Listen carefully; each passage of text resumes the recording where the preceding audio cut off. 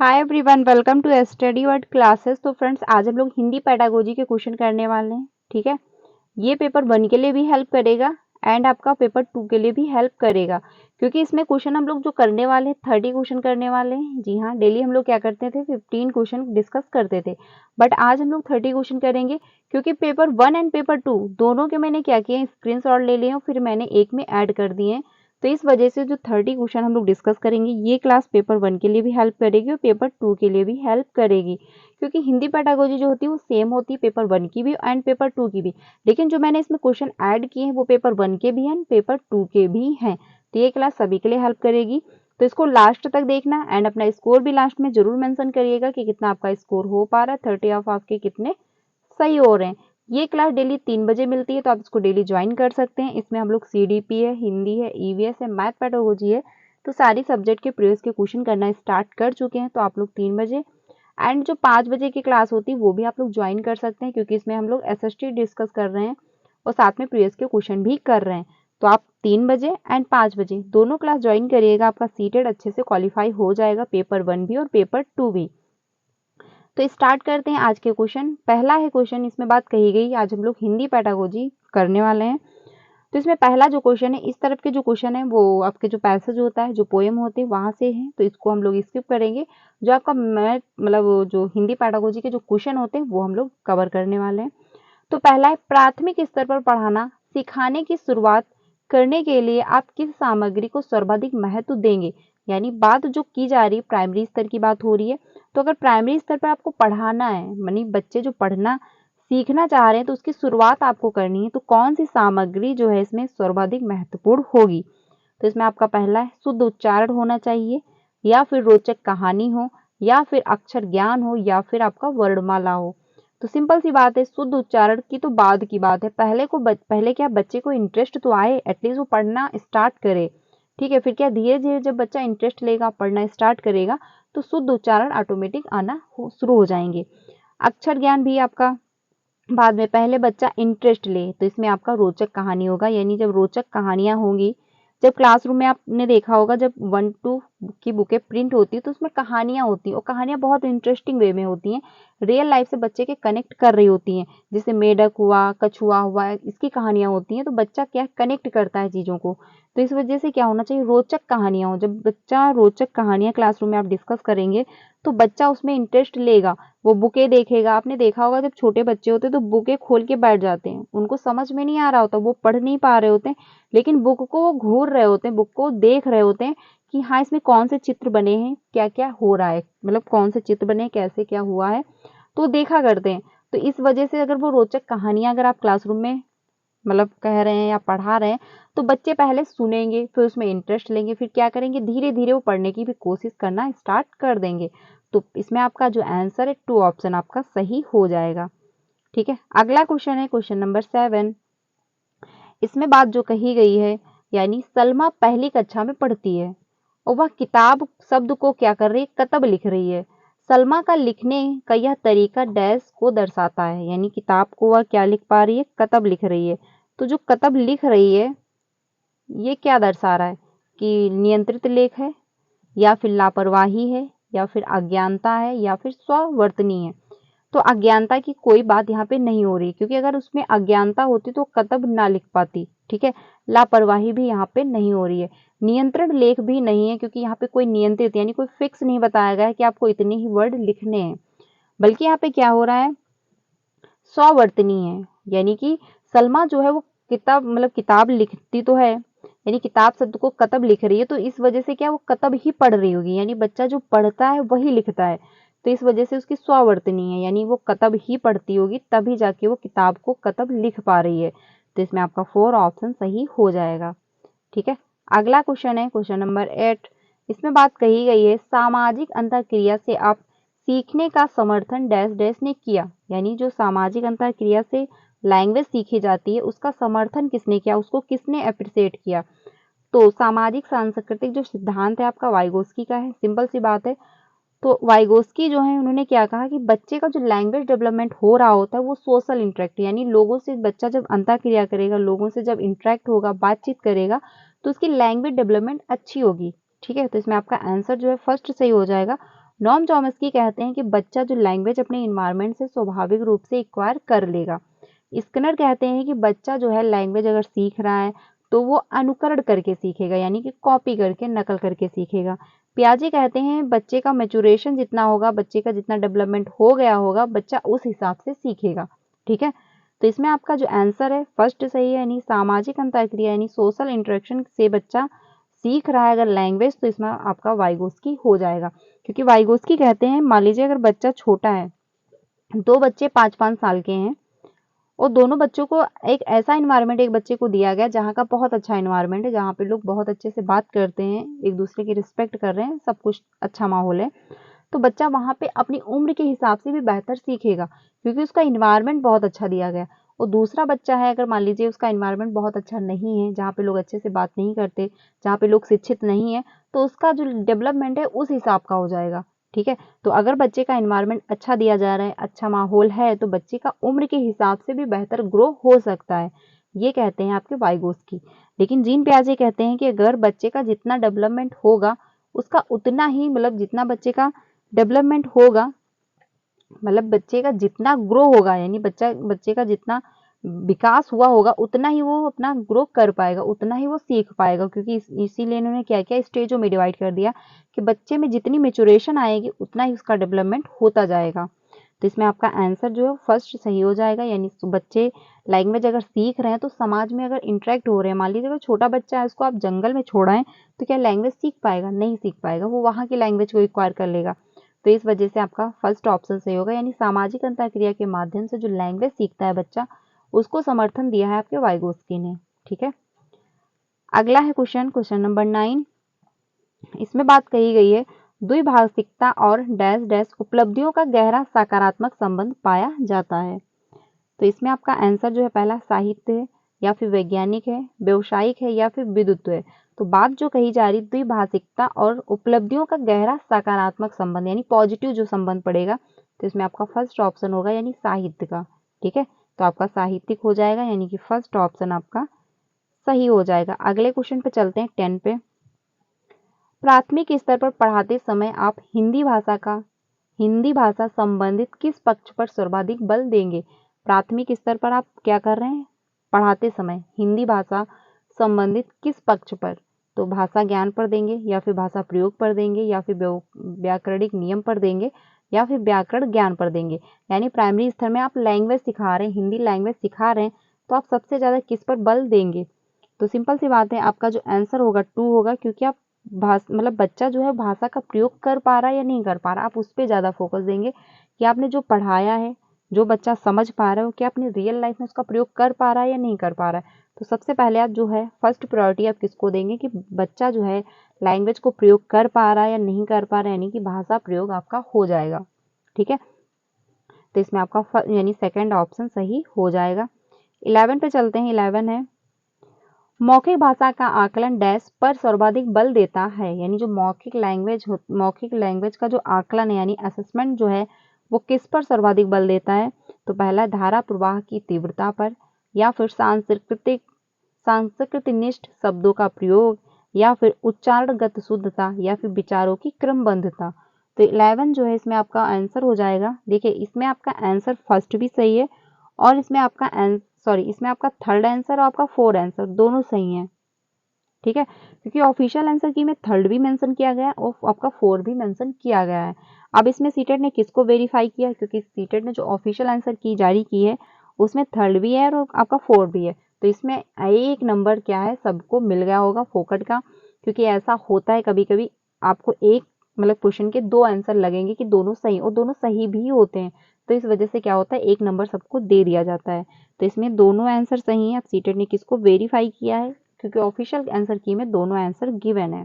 ठीक है, तो मौखिक भाषा का आकलन जो हो रहा है पर सर्वाधिक बल देता है, यानी उच्चारणगत शुद्धता पर भी देगा, और विचारों की क्रमबद्धता, इसके दौरान ही आप क्या है मौखिक भाषा का आकलन कर पाएंगे कि एटलीस्ट उच्चारण की शुद्धता, यानी बच्चे जो बोल पा रहे हैं, जो उच्चारण कर रहे हैं, जो पढ़ रहे हैं, तो उनका सही से उच्चारण है या नहीं है, तभी जाके आप मौखिक भाषा का आकलन कर पाएंगे।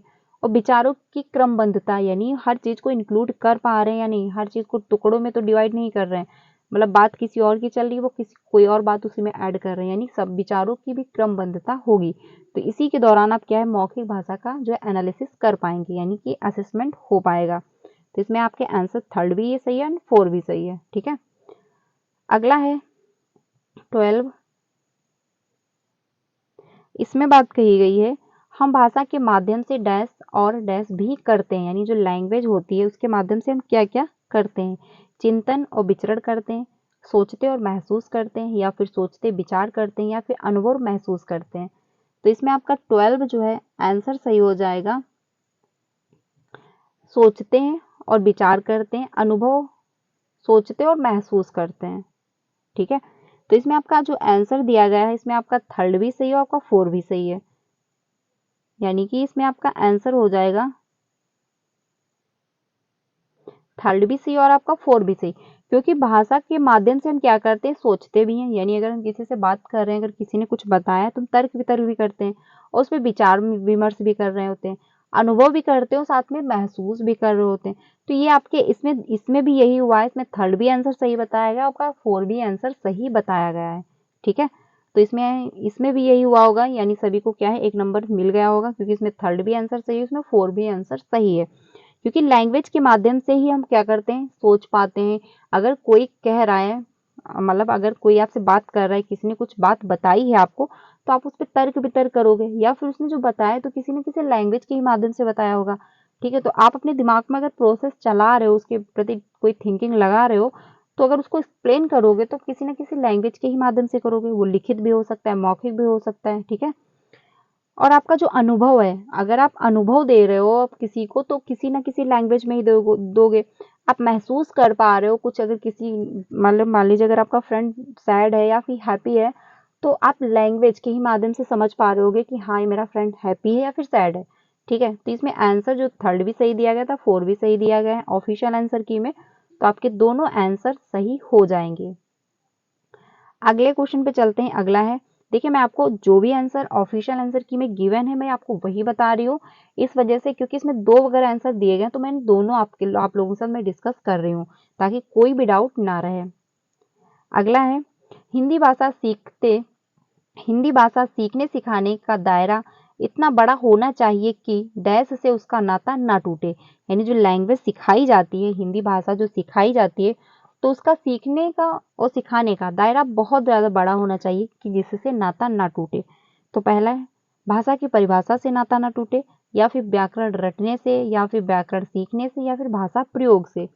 तो इसमें आपका आंसर जो है 4 सही होगा, यानी कि भाषा प्रयोग से जो है नाता ना टूटे, यानी लैंग्वेज जो है, जो हिंदी भाषा है वो सिखाई जाती है तो उसका दायरा इतना बड़ा होना चाहिए कि बच्चे अपने रियल लाइफ में प्रयोग कर पाएँ। यानी जो बच्चे स्कूल में सीख रहे हैं, क्लासरूम में जो एक्टिविटी हो रही है, जो भी वो सीख रहे हैं, तो क्या वो अपने मतलब अपने दैनिक जीवन में, अपने रियल लाइफ में क्या प्रयोग कर पा रहे हैं या नहीं कर पा रहे हैं। तो इसका भी जो है एनालिसिस होना चाहिए। टीचर को ऐसे बच्चे को पढ़ाना है, ऐसे बच्चे को मतलब जो इंक्लूड करना है कि बच्चे हर चीज़ को कनेक्ट कर पाएँ, अपनी रियल लाइफ में भी प्रयोग कर पाएँ। जैसे कि मान लीजिए अगर बच्चा मैथ पढ़ रहा है और वो शॉप पे गया, अगर उसने 10 रुपीज़ दिए हैं तो उसको ये पता होना चाहिए कि हाँ हमको कितने वापस मिलेंगे या कितने हमको इनको देना है।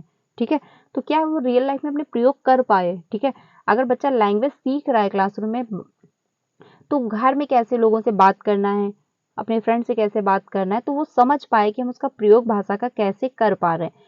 सबसे अच्छा एग्जाम्पल है, अगर आप अपने फ्रेंड से बात कर रहे हैं, मान लीजिए अगर आपके 4 फ्रेंड है, आप 4 फ्रेंड से बात कर रहे हैं तो आप दूसरी लैंग्वेज में बात करेंगे। ठीक है, लेकिन वहीं पे अगर आप घर में हैं, अपने पेरेंट्स से बात कर रहे हैं, तो उनसे भी दूसरी लैंग्वेज में बात करेंगे। ये तो नहीं जिस लैंग्वेज में आप अपने फ्रेंड से बात कर रहे थे, क्या उसी तरीके से अपने पेरेंट्स से बात करेंगे? ऐसा तो पॉसिबल नहीं।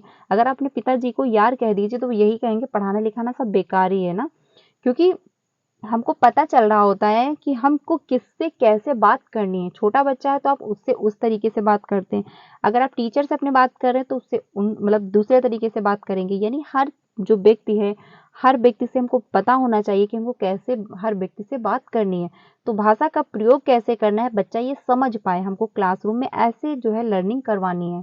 ठीक है, यानी वो अपने रियल लाइफ में भी प्रयोग कर पाए, अपने लाइफ में प्रयोग करने के साथ साथ वो ये भी समझ पाए कि हमको लोगों से कैसे बात करनी है, कहाँ पे हमको कैसे किससे डील करना है, कैसे हमको किससे बात करनी है।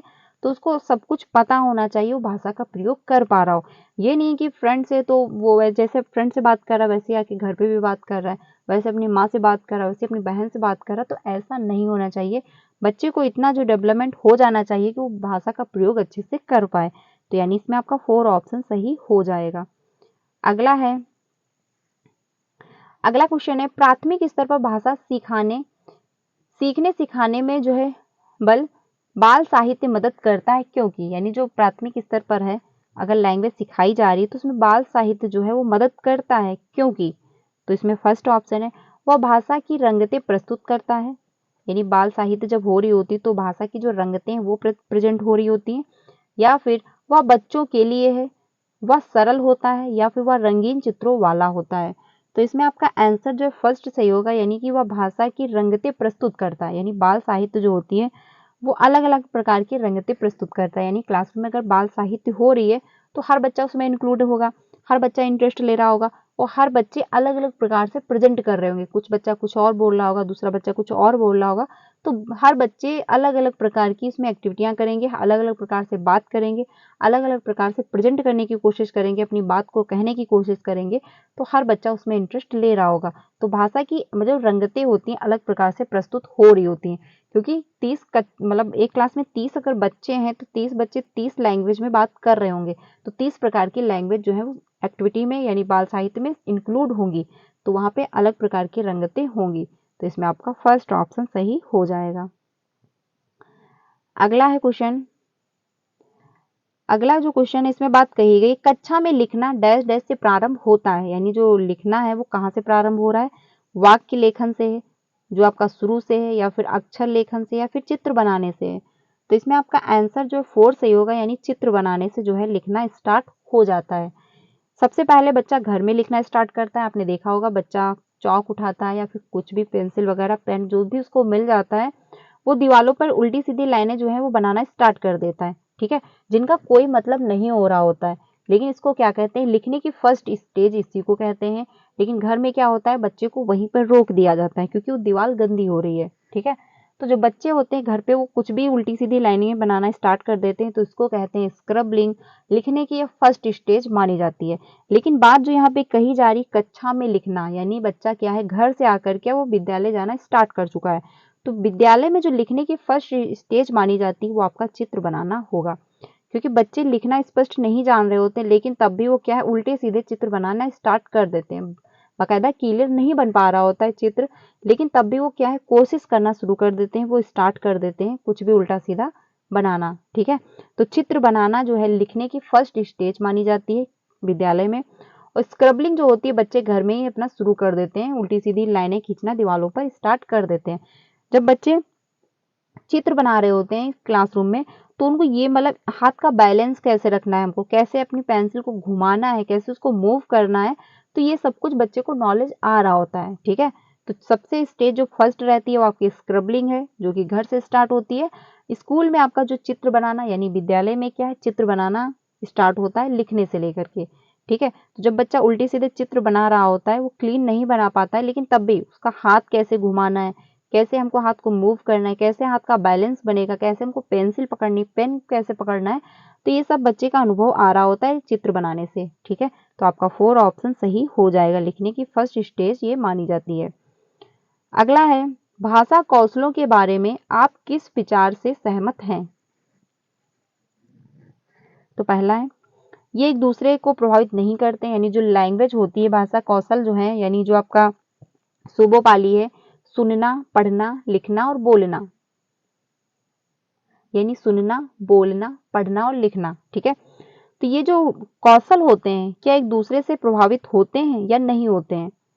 तो इसमें आपका जो आंसर है पहला ऑप्शन है, ये एक दूसरे को प्रभावित नहीं करते हैं, तो ये कहना गलत होगा कि एक दूसरे को प्रभावित नहीं करते हैं।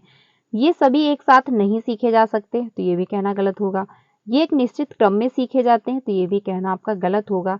ये एक दूसरे से अंतः संबंधित होते हैं, तो बिल्कुल सही बात है, क्योंकि जो कौशल होते हैं सीखने के लैंग्वेज के जो कौशल हैं यानी कि सुनना, बोलना, पढ़ना और लिखना, सबसे पहले बच्चा सुनता है, फिर वो क्या करता है धीरे धीरे बोलने की भी कोशिश करता है, ठीक है। तो सुनना और बोलना आपका हो गया। पढ़ना और लिखना, कभी आपने देखा होगा बच्चे पेंसिल पकड़ के कुछ ना कुछ उल्टा सीधा बनाना स्टार्ट कर देते हैं, लेकिन क्या वो पढ़ना सीख चुके हैं? नहीं सीख चुके। तो क्या ये क्रम में सीखा जा रहा है? नहीं सीखा जा रहा। मतलब क्रम में सीखना मतलब सीखा जाता है, लेकिन क्रम में सीखना चाहिए, ये आपका गलत हो जाता है। हम जोर नहीं दे सकते कि जो भाषा कौशल है वो एक ही सीक्वेंस में सीखे जाएं, ठीक है, आगे पीछे भी हो सकते हैं, क्योंकि कभी कभी बच्चा पढ़ना नहीं जानता है, वो लिखना स्टार्ट कर देता है और लिखना नहीं समझ पा रहा होता है, लेकिन वो कुछ भी थोड़ा बहुत का खा गा पढ़ना स्टार्ट कर देता है। तो ये कहना गलत होगा कि एक ही क्रम में सीखे जाते हैं, ये तो सही है, बट एक ही क्रम में सीखने चाहिए, यहाँ पे आपका गलत हो जाता है। तो एक निश्चित क्रम में सीखे जाते हैं, ये आपका कहना गलत होगा, क्योंकि एक निश्चित क्रम में कोई फिक्स नहीं है कि आप एक ही निश्चित क्रम में सीखेंगे, ठीक है। ये सभी एक साथ सीखे जाते हैं, एक साथ सीखे नहीं जा सकते, तो ये भी आपका कहना गलत होगा, क्योंकि जब आप सुन रहे हो तो आप कुछ बोल रहे हो, और जब आप पढ़ रहे हो तो कुछ आप लिखने की भी कोशिश कर रहे होगे। तो ये सभी क्या है, कौशल एक दूसरे को प्रभावित कर रहे होते हैं और एक दूसरे के साथ ही कनेक्ट करके जो है सीखे जाते हैं। ये फर्स्ट भी आपका गलत होगा कि एक दूसरे को प्रभावित नहीं करते हैं, क्योंकि जब आप सुनते हो तो आप कुछ बोलने की कोशिश करते हो, जब आप कुछ पढ़ रहे हो तो आप लिखने की भी कोशिश कर रहे होते हो। तो इसमें आपका 4 ऑप्शन सही हो जाएगा, यानी कि एक दूसरे से अंतर संबंधित होते हैं। ये 4 कौशल जो है एक दूसरे को प्रभावित कर रहे होते हैं। अगला है, पाठ्य पुस्तकों में रचनाएं एक वातावरण निर्मित करती हैं, ठीक है, और अभ्यास प्रश्न उन्हें डैश डैश उनसे गहराई से डैश और व्यापक अनुभव स्तर से डैश का मौका देते हैं। तो इसमें आपका आंसर जो है वो थर्ड सही होगा, यानी कि बात जो कही गई उन्हें अभ्यास प्रश्न से उन्हें परखने, उनसे गहराई से जुड़ने और व्यापक अनुभव स्तर से जो आपका तादात्म्य का मौका देते हैं, यानी कि जुड़ने का भी मौका देते हैं, परखने का भी मौका दे रहे हैं। तो साथ ही साथ इसमें आपका थर्ड ऑप्शन जो है वो सही हो जाएगा, ठीक है। अगला है क्वेश्चन, स्किनर के अनुसार, तो पहला है, भाषा सीखना एक अत्यंत जटिल प्रक्रिया है, या फिर भाषा अनुकरण के द्वारा सीखी जाती है, या फिर भाषा परिवेश से सीखी जाती है, या फिर भाषा अंतःक्रिया से सीखी जाती है। तो अंतःक्रिया से सीखी जाती है, जो कहते हैं आपके जो है वाइगोस्की। परिवेश से सीखी जाती है, ये भी आपके वाइगोस्की कहते हैं, क्योंकि हम लैंग्वेज सीखते हैं अपने समाज से, अपने एनवायरनमेंट से एक्वायर करते हैं, यानी लोगों से क्या है अंतःक्रिया करके सीखते हैं, और अपने समाज से सीखते हैं, आपके नॉम चॉम्स्की कहते हैं। अनुकरण से सीखी जाती है, ये आपके स्किनर ही कहते हैं कि लैंग्वेज जो है बच्चा सीखता है तो वो अनुकरण के माध्यम से सीख रहा है। अपने घर में बच्चा छोटा होगा, आप देखते होंगे कि जब आप जैसे बोलते हैं बच्चा वैसे ही बोलने की कोशिश करता है। बच्चा जो अपने डोरेमोन देख रहा है, बच्चा अगर कार्टून देख रहा है तो वो वैसे ही बोलने की कोशिश करता है, वैसे ही बोलता भी है, ठीक है। तो बच्चा क्या है अनुकरण करके सीख रहा होता है। घर में आप जैसे बात करेंगे तो बच्चा वैसे ही बात करने की कोशिश करता है, जो वो कार्टून में देख रहा है वो वैसे ही खुद मतलब बात करने की कोशिश करेगा। तो बच्चे अनुकरण के माध्यम से सीखते हैं अकॉर्डिंग टू स्किनर के अनुसार, ठीक है। लेकिन अगर वाइगोस्की होता तो आपका 4 ऑप्शन से हो जाता, क्योंकि बच्चे जो क्या है भाषा को अंतःक्रिया के माध्यम से सीखते हैं, एक दूसरे से कनेक्ट होकर के सीखते हैं। लेकिन इसमें आपका आंसर जो है वो 2 सही हो जाएगा। अगले क्वेश्चन पे चलते हैं। अगला है, इसमें बात कही गई प्राथमिक स्तर की पाठ्य पुस्तक में दिए गए प्रश्नों को ध्यान से पढ़िए। पहला है, अगर तुम पापा की जगह होती तो ठेला कहाँ लगाती, ऐसा तुमने क्यों तय किया। यह प्रश्न किससे जुड़ा है, यानी कि अगर आप कुछ बच्चे से पूछा गया कि अगर तुम पापा की जगह होती तो अपना ठेला कहाँ लगाती और ऐसा क्यों, आखिर ऐसा क्यों चूज किया कि मतलब मैं ठेला इसी जगह लगाऊंगा। तो यह प्रश्न किससे जुड़ा है, चिंतन क्षमता के विस्तार से, परिवार की जानकारी से, या फिर विभिन्न व्यवसायों से, या फिर अनुभव की अभिव्यक्ति से।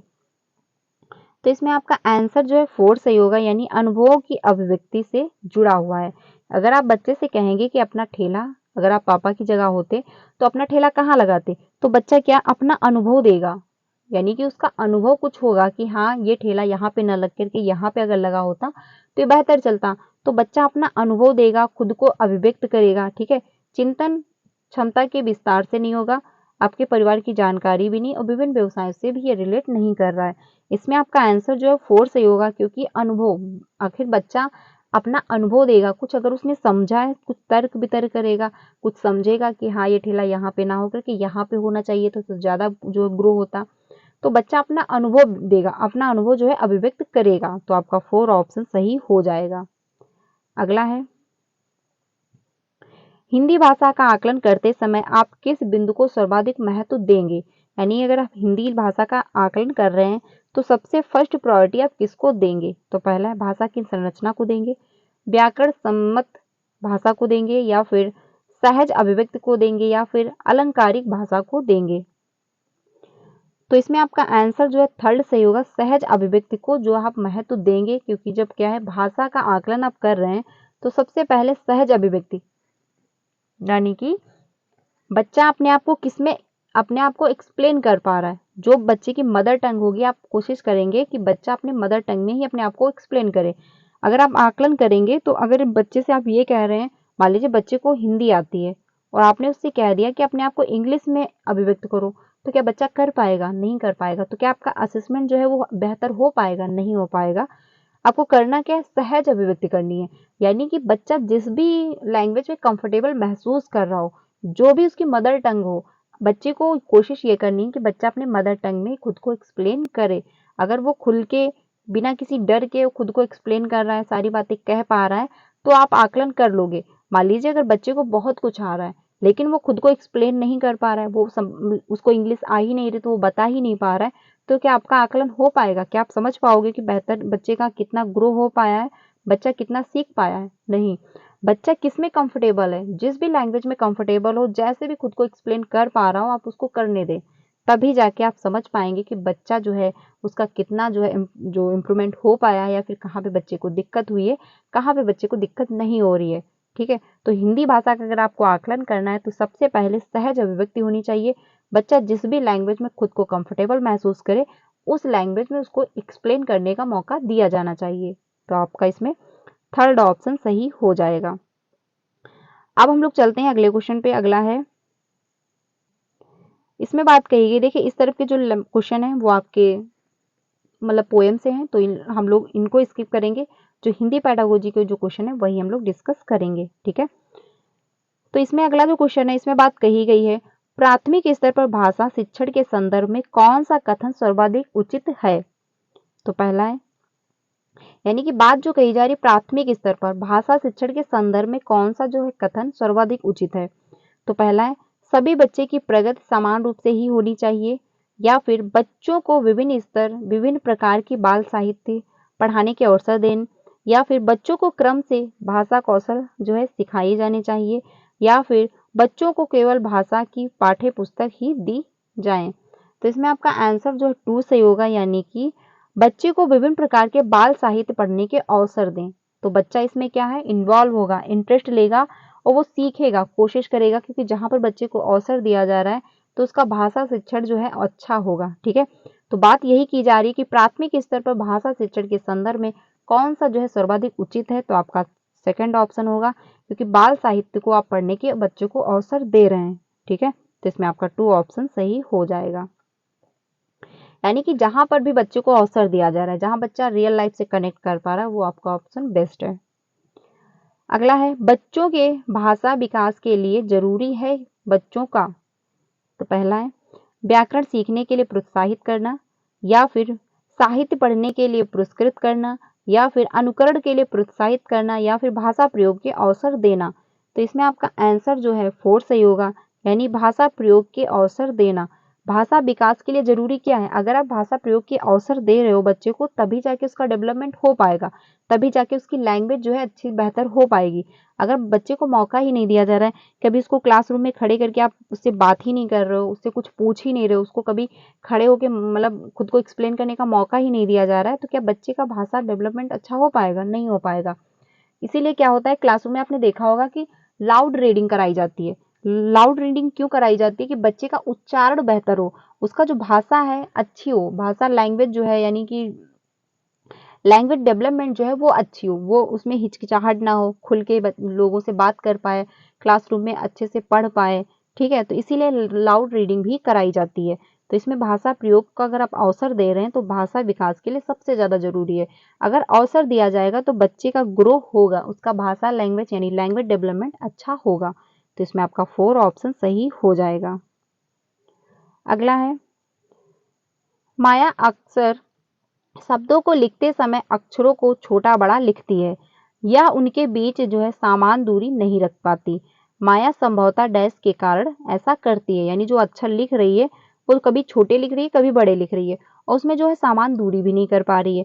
तो ये जो है ये किस कारण से हो रहा है? बच्चे में डिस्ग्राफिया है या फिर अरुचि है या फिर लापरवाही है फिर अज्ञानता है। तो इसमें आपका आंसर जो है सही हो जाएगा फर्स्ट, यानी कि बच्चे में क्या डिस्ग्राफिया पाई जा रही, इस वजह से उसको लिखने में प्रॉब्लम हो रही है।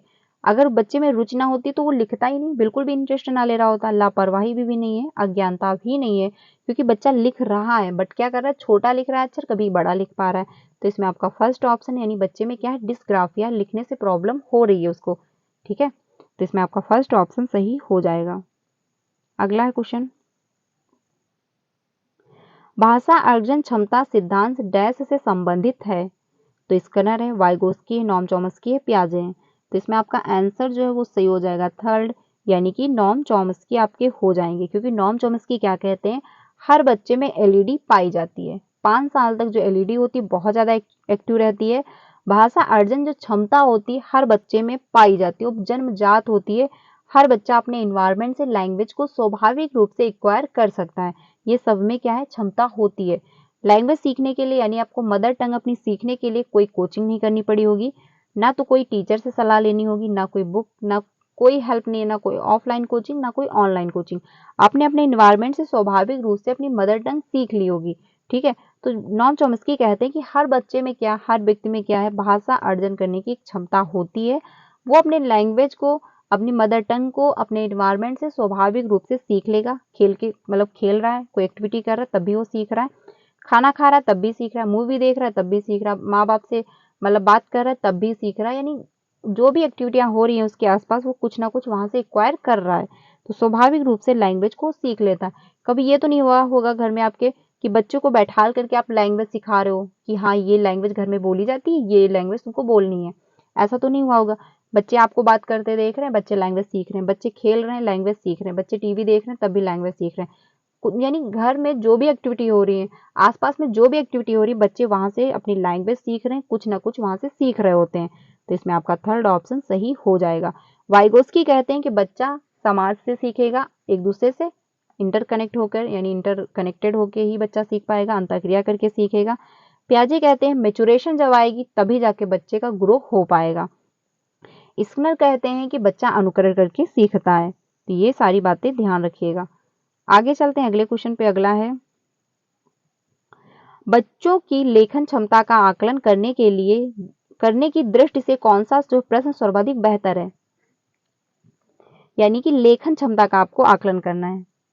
तो पहला है, बहादुर वित्तों में जो संख्या शब्दों को चिन्हित कीजिए, या फिर बहादुर वित्तों कहानी को जो है शीर्षक दीजिए, या फिर बहादुर वित्तों शीर्षक कहानी लिखिए, या फिर बहादुर वित्तों कहानी का अंत बदल कर लिखिए। तो इसमें आपका आंसर जो है फोर्थ सही होगा, क्योंकि इसमें कहानी का अंत बदलना है। तो अगर आप कहानी का अंत बदलोगे तो आपको समझ में आएगा, यानी लेखन क्षमता का आकलन करना है।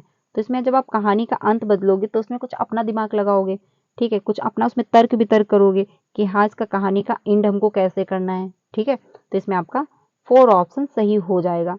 संज्ञा शब्दों को चिन्हित करना, तो इसमें आपका कोई जो है लेखन क्षमता डेवलप नहीं हो रही है। कहानी का शीर्षक भी इसमें कोई नहीं होगा, इसमें भी आपका कहानी का शीर्षक लिखिए, तो इसमें भी आपका जो है लेखन क्षमता का आकलन नहीं हो पाएगा। लेकिन जब कहानी का अंत आपको करना है तो आप उसमें कुछ बदल करके अगर लिखोगे तो इससे आकलन हो जाएगा कि आपने कहानी को कैसे समझा है, ठीक है, कैसे आप उसको एंड कर रहे हो, कैसे उसमें परिवर्तन ला रहे हो। तो इसमें आपका 4 ऑप्शन सही हो जाएगा। अगले क्वेश्चन पे चलते हैं। पोर्टफोलियो डैश डैश में मदद करता है, तो आपका समस्त क्षमताओं की जानकारी देने, या फिर कृत्रिम प्रगति का आकलन करने, या फिर कार्यों को जो है संचित करने, या फिर बच्चों को भयमुक्त वातावरण देने। तो पोर्टफोलियो जो है वो किसमें मदद करता है, तो इसमें आपका 2 ऑप्शन सही होगा, यानी क्रमिक प्रगति का जो है आकलन करने में। क्योंकि पोर्टफोलियो में क्या होता है, पूरे साल की एक्टिविटी लिखी जाती है बच्चे की, टीचर लिखता है उसमें बच्चे ने कितना अच्छा काम किया और कहाँ पे बच्चे को दिक्कत हुई, कहाँ पे बच्चे ने गलती की, वो सब कुछ उसमें इंक्लूड रहता है। तो क्रमिक प्रगति का जो आकलन होता है आपका पोर्टफोलियो से हो जाता है, यानी पोर्टफोलियो से पता चल जाता है कि बच्चा कैसा है, ठीक है, तो इसमें आपका 2 ऑप्शन सही हो जाएगा। यानी बच्चों को भयमुक्त वातावरण देने से ये भी नहीं होगा, समस्त क्षमताओं की जानकारी देने से ये भी नहीं, इसमें आपका 2 ऑप्शन सही हो जाएगा। अगले क्वेश्चन पे चलते हैं। अगला है, भाषा का मनुष्य की डैश डैश और मनुष्य के डैश के साथ गहरा संबंध होता है। तो इसमें आपका आंसर जो है, यानी कि फर्स्ट है असीमता विचार है, वैचारिकता व्यापार है, या फिर असीमता व्यापार है, या फिर व्यवहारिकता और आपका व्यवहार है। तो इसमें आपका आंसर जो है सही हो जाएगा फर्स्ट, यानी कि असीमता और आपका विचार है।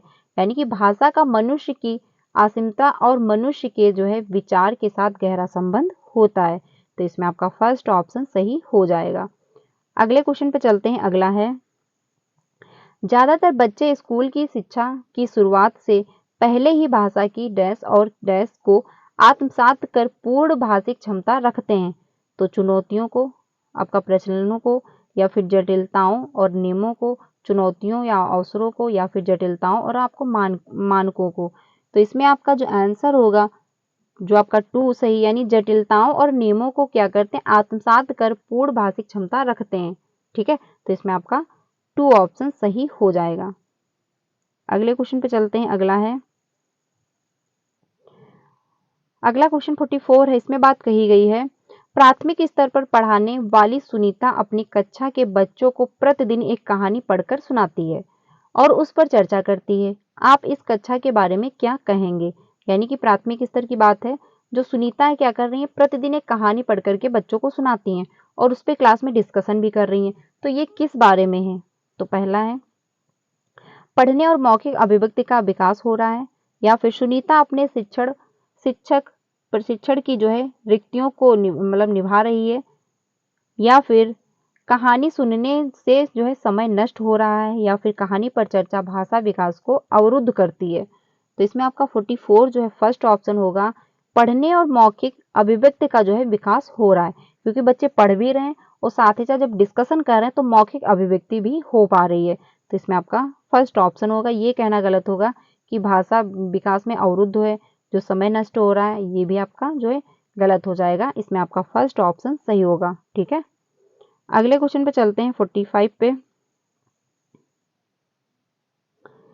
पढ़ने की कुशलता में सर्वाधिक महत्वपूर्ण है तीव्र गति, या फिर उच्चारणगत शुद्धता, या फिर आपका शब्द पढ़ना, या फिर अर्थ निर्माण। तो इसमें आपका आंसर जो है वो सही हो जाएगा, यानी 45 का आंसर आपका 4 सही है, अर्थ निर्माण। ठीक है, पढ़ने की कुशलता जो सर्वाधिक महत्वपूर्ण है अर्थ निर्माण से। अगर आप पढ़ रहे हो तो आपको समझ में तो आना चाहिए इसका अर्थ क्या निकल रहा है। अगर आप संदर्भ में पढ़ रहे हो, अर्थ निकाल पा रहे हो, मीनिंगफुल लर्निंग आपकी हो रही, तो आपकी बेहतर होगी। अगर आप पढ़ते ही जा रहे हो, समझ ही नहीं पा रहे हो कि हम कौन सी लैंग्वेज पढ़ रहे हैं, इसका क्या अर्थ निकलेगा, इसका क्या मतलब होगा, तो उसका पढ़ने का कोई फायदा नहीं होगा। लेकिन अगर आप अर्थपूर्ण यानी अर्थ निर्माण कर पा रहे हो, अर्थ निकाल पा रहे हो, तो आपकी लर्निंग जो है बेहतर हो रही है। तो आपका 4 ऑप्शन सही हो जाएगा।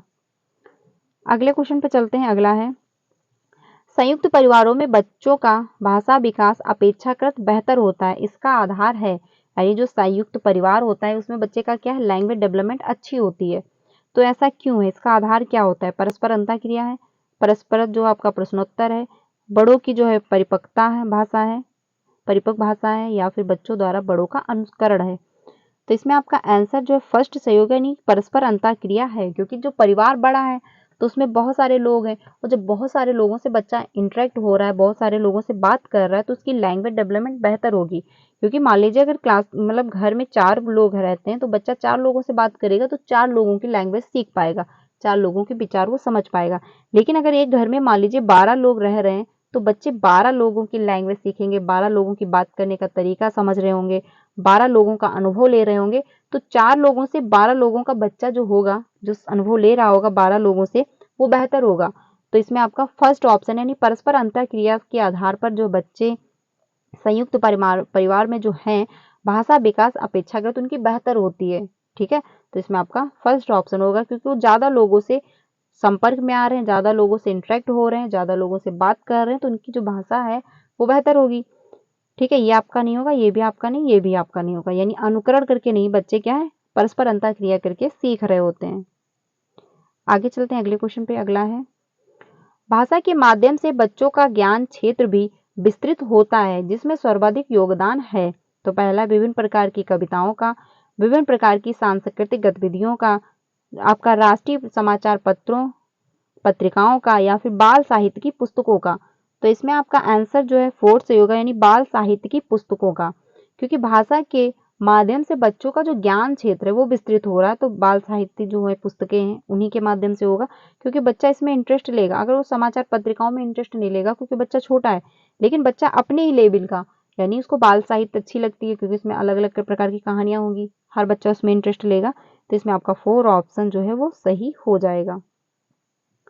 अगले क्वेश्चन पे चलते हैं। अगला है, प्राथमिक स्तर पर भाषा सीखने सिखाने की जो है सबसे पहली शर्त है, यानी प्राथमिक स्तर पर अगर आप लैंग्वेज सिखा रहे हो तो उसकी सबसे पहली शर्त क्या होगी? तो पहला है बाल साहित्यों का साहित्य, या फिर बाल साहित्यकारों का साहित्य, या फिर चार्ट पोस्टर को सुसज्जित करना, सुसज्जित कक्षा, या फिर सरल पाठ्य पुस्तक, या फिर निवेश समृद्ध जो है संप्रेषण का वातावरण। तो इसमें आपका आंसर जो है वो सही हो जाएगा 4, यानी कि निवेश समृद्ध जो संप्रेषण का वातावरण होना चाहिए। आपने देखा होगा जब प्राइमरी स्तर के जो विद्यालय होते हैं उनमें दीवालों पर भी प्रिंट होती है, यानी दीवालों पर भी चित्र बने होते हैं, ABCD लिखा होगा, छोटा बड़ा लिखा होगा, ठीक है, टेबल लिखे होंगे, तो ये सब कुछ लिखा होता है। बच्चा मतलब अपने इन्वायरमेंट में जिधर भी देखे, क्लासरूम में बैठा हुआ जिस भी दीवार पर देखे वो कुछ ना कुछ सीखे। आपने देखा होगा जब बच्चे जीने पे चढ़ रहे होते सीढ़ियों पर तो उसपे भी काउंटिंग लिखी होती है, उसपे भी बच्चा जा रहा है तब भी वो पढ़ते हुए जा रहा है। अगर वो क्लासरूम में बैठा है तो दीवार की तरफ अगर देख रहा है तब भी वो ABCD पढ़ रहा है, 1 2 पढ़ रहा है, छोटा बड़ा पढ़ रहा है, ठीक है। तो ये क्या होता है, निवेश जो समृद्ध परिवेश होता है यानी वातावरण होता है वो प्राथमिक स्तर पर भाषा सीखने का सबसे पहली शर्त होनी चाहिए, सबसे बेस्ट होता है। इसीलिए जो है प्राइमरी स्तर के जो विद्यालय होते हैं, जो क्लासरूम होते हैं, उनको ऐसे ही डेकोरेट किया जाता है कि बच्चा जो इसमें अपने आप को इंक्लूड करे, उसको लगे कि हाँ ये मेरा इन्वायरमेंट है, और वो जिस भी दीवार की तरफ देखे, जिधर भी वो देखे, कुछ ना कुछ वो सीख रहा हो, ठीक है। तो इसमें आपका 4 ऑप्शन सही हो जाएगा। चार्ट पोस्टर क्योंकि बच्चा छोटा है इससे कोई मतलब नहीं, बाल साहित्य से भी नहीं है, सरल पाठ्य पुस्तक भी नहीं होनी चाहिए। अगर बच्चा छोटा है वो जिस तरफ भी देखे वो कुछ ना कुछ सीखे, अगर वो जीने भी चढ़ रहा है तब भी वो काउंटिंग सीख रहा है, अगर वो दीवार की तरफ देख भी रहा है तब भी छोटा बड़ा सीख रहा है, चित्र के माध्यम से सीख रहा है, ठीक है। तो इसमें आपका यानी 4 ऑप्शन हो जाएगा। अगले क्वेश्चन पे चलते हैं। पहली दूसरी कक्षा में अनेक बच्चे हिंदी भाषा सीखते समय अपनी मातृभाषा का प्रयोग करते हैं, यह जो है वैध नहीं है, या फिर बहुत गलत है, या फिर स्वीकार्य है, या फिर अस्वीकार्य है। यानी कि पहली और दूसरी कक्षा में जो लैंग्वेज बच्चे सीख रहे होते हैं, हिंदी भाषा सीख रहे होते हैं, तो उसमें अपनी मदर टंग का प्रयोग कर रहे हैं, यानी जो उनकी लैंग्वेज है। क्योंकि आपका NCF भी कहता है 5 साल तक, यानी क्लास 5 तक हमको क्या करना है, बच्चे की मदर टंग में ही पढ़ाना है। लेकिन अब बात जो कही जा रही है क्लास 8 तक हमको क्या करना है, बच्चे को उसकी लैंग्वेज में ही यानी उसकी मदर टंग में ही हमको पढ़ाना है क्लास 8 तक, ठीक है। तो ये बात कही जा रही है। तो अगर बच्चा अपनी मदर टंग में पढ़ रहा है, उससे इंक्लूड कर रहा है, उससे कनेक्ट करके पढ़ पा रहा है, तो यह क्या आपका वैध नहीं है, या फिर बहुत गलत होगा, या फिर स्वीकार्य होगा? तो इसमें आपका आंसर जो है वो सही हो जाएगा, यानी कि स्वीकार्य है। क्लासरूम में क्या करना है, आपको सभी बच्चे को इंक्लूड करना है, और जो भी बच्चे की मदर टंग रही है अगर वो बच्चा उसमें खुद को कंफर्टेबल महसूस कर रहा है, अगर उससे रिलेट करके वो पढ़ पा रहा है, तो आप उसको स्वीकार करें। क्योंकि इंक्लूसिव एजुकेशन भी यही कहती है कि बच्चा किसी भी इन्वायरमेंट का हो, कैसा भी इसका बैकग्राउंड रहा हो, चाहे उसकी जो भी मदर टंग रही हो, हमको सबको इंक्लूड करना है। बल्कि टीचर को ऐसी लैंग्वेज क्लासरूम में जो प्रयोग करनी है कि हर बच्चा कनेक्ट कर पाए, ठीक है। तो इसमें आपका 3rd ऑप्शन सही हो जाएगा। हमको क्या करना है, बच्चा जो भी अपनी लैंग्वेज में बोल रहा है, जो भी उसकी मदर टंग है, उसको हमको स्वीकार करना है। अगला है, रूपा 4ठी कक्षा में पढ़ती है, ठीक है। उन्होंने गुजराती लोक कथा मुफ्त पढ़ाने के बाद बच्चों से पूछा कि उनकी भाषा में आदर के लिए किन शब्दों का प्रयोग किया जाता है। वे गुजराती भाषा में भाई वेन का प्रयोग किया जाता है, रूपा का उद्देश्य है। तो इसमें आपका आंसर जो फर्स्ट सही होगा, यानी बहुभाषिकता को संबोधित करना।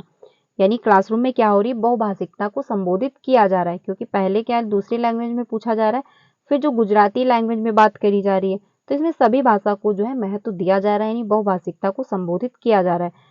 अभ्यास प्रश्न को करवाना ये भी नहीं है, अन्य भाषाओं को जानना ये भी नहीं, सभी बच्चों को अवसर देना, इसमें आपका फर्स्ट ऑप्शन जो है वो सही हो जाएगा। तो फ्रेंड्स ये 30 क्वेश्चन थे, मैंने आप लोगों के साथ डिस्कस किए। आई होप आपको हेल्प मिली होगी। 30 ऑफ आपके कितने सही हुए आप लोग कमेंट में जरूर बताइएगा। इससे क्या होगा, आपका एनालिसिस हो जाएगा कि कौन से टॉपिक पे आपको दिक्कत हो रही है। तो कमेंट में अपना स्कोर बताइएगा। अगर वीडियो अच्छी लगी हो तो लाइक करिएगा एंड अपने सारे फ्रेंड को शेयर करना जो भी सीटेट की प्रिपरेशन कर रहे हो। ये क्लास डेली 3 बजे मिलती है, तो आप इसको डेली ज्वाइन कर सकते हैं। कल की क्लास में हम लोग CDP या EVS की क्लास करने वाले हैं, तो कल की वीडियो को भी इसको अच्छे से ज्वाइन करिएगा, स्किप मत करिएगा। आज हम लोगों ने 30 क्वेश्चन किए, क्योंकि इसमें पेपर 1 के भी क्वेश्चन जो है इंक्लूड थे और पेपर 2 के भी थे। तो ये क्लास सभी के लिए हेल्प करेगी, चाहे पेपर 1 का प्रिपरेशन कर रहे हो या फिर पेपर 2 देने वाले हो। ठीक है, तो आज के लिए इतना ही। वीडियो अच्छी लगी हो तो लाइक करना एंड अपने सारे फ्रेंड को शेयर करना। चैनल पे पहली बार आए हो तो वीडियो को लाइक करके चैनल को भी सब्सक्राइब कर लीजिएगा, सो दैट आपको सारी इन्फॉर्मेशन दी जाती है टीचिंग से रिलेटेड, यानी टीचिंग से रिलेटेड जो भी अपडेट आती है आपको यहाँ से टाइम से मिल जाती है। और आपको क्लासेस भी मिलती हैं। सीटेट की क्लास आपको डेली जो है 3 बजे एंड 5 बजे मिलती है, और आपको BPSC की जो क्लास है वो आपको 2 बजे मिलती है, जिसमें हम लोग GK GS कवर कर रहे हैं। तो अगर आप BPSC की प्रिपरेशन कर रहे हैं, GK GS कंप्लीट करना चाहते हैं, तो आप 2 बजे की क्लास ज्वाइन कर सकते हैं। अगर आप सीटेट की प्रिपरेशन कर रहे हैं, पेपर 1 और पेपर 2 दोनों क्वालिफाई है करना चाहते हैं, तो आप 3 बजे और 5 बजे दोनों क्लास ज्वाइन करिएगा। आपका पेपर 1 भी क्लियर होगा, आपका पेपर 2 भी क्लियर हो जाएगा। तो आज के लिए इतना ही। वीडियो अच्छी लगी हो तो लाइक करिएगा, बाकी अपने फ्रेंड को भी शेयर करना। कमेंट में अपना स्कोर जरूर मेंशन करिएगा कि इतना आपका स्कोर हो पा रहा है। मिलते हैं नेक्स्ट वीडियो में। Thank you.